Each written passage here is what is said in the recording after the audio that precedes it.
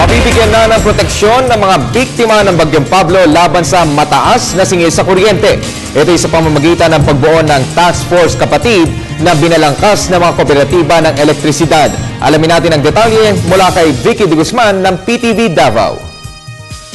Ang Association of Mindanao Rural Electric Cooperatives Incorporated kasama ang National Electrification Administration at Philippine Rural Electric Cooperatives Association Incorporated ay nagkaroon ng isang task force kapatid Typhoon Pablo Conference sa Davao City.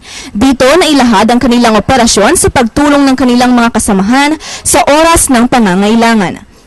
Ang Task Force Kapatid na isang modernong paraan ng bayanihan ay sinusuportahan ng mga electric cooperatives sa Mindanao.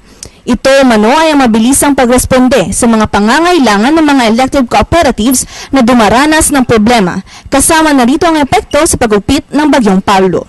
Sabi ni Engineer Wilfred L. Bellena, ang President ng Philippine Rural Electric Cooperatives Association Incorporated, hindi mano kinakailangang magtaas ng rates ang mga electric cooperatives na apektado ng bagyo.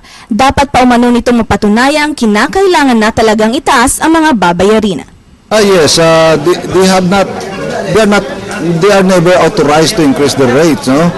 The increase of rates shall go to the process, which is they have to apply with the Energy Regulatory Commission, and that process requires the electric cooperative to present evidence.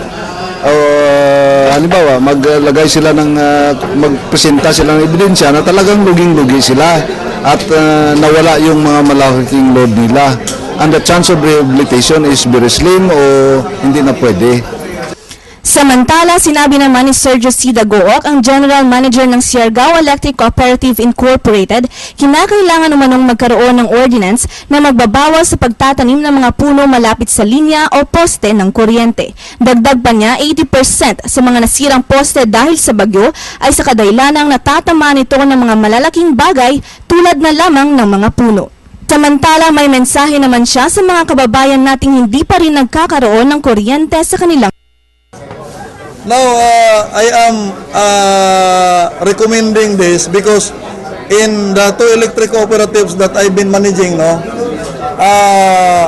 we have already lobbied, and there are already existing ordinance, provincial ordinance, and municipal ordinance. Sinabi naman ni Benedicto Ongking, ang OIC General Manager ng DANECO o Davao del Norte Electric Cooperative Incorporated, ang kabuuang halaga ng napinsala ng Bagyong Pablo sa kanila. As far as estimated cost is concerned regarding damage sa Typhoon Pablo, more or less 271 million, and this component includes poles, structural materials, transformer, kilowatt-hour meter, wires, and 69 kV lines na amin na tumba and substations. So, all estimated more or less 271 million.